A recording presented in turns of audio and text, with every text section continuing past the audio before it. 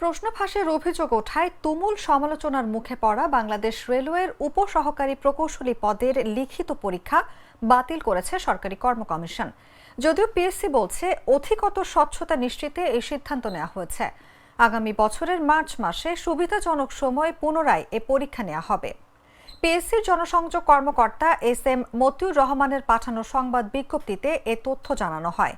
এতে বলা হয়েছে, অধিকতর স্বচ্ছতা নিশ্চিত করার লক্ষ্যে গত 5 জুলাই অনুষ্ঠিত রেলপথ মন্ত্রণালয়ের অধীন বাংলাদেশ রেলওয়ের উপসহকারী প্রকৌশলী পদে গৃহীত এমসিকিউ টাইপ লিখিত পরীক্ষা বাতিল করা হলো।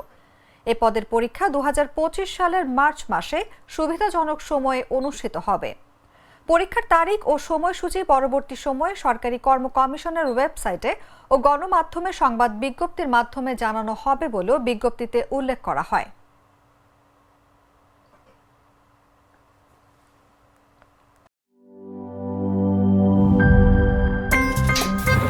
আমার একটা স্মার্ট সিদ্ধান্তে 25% গ্যাসের খরচ কমেছে। ভাবছেন কিভাবে? সাধারণ গ্যাস স্টোভ বদলে আমি এনেছি আরএফএল গ্যাস স্টোভ। এর সাইন্টিফিক নজল ও ব্রাস বার্নার ক্যাপ সমানভাবে তাপ ছড়িয়ে রান্না করে দ্রুত, তাই গ্যাসও বাঁচায় 25%, টাকাও বাঁচে 25%। আরএফএল গ্যাস স্টোভ নিরাপদ ও গ্যাস সাশ্রয়ী।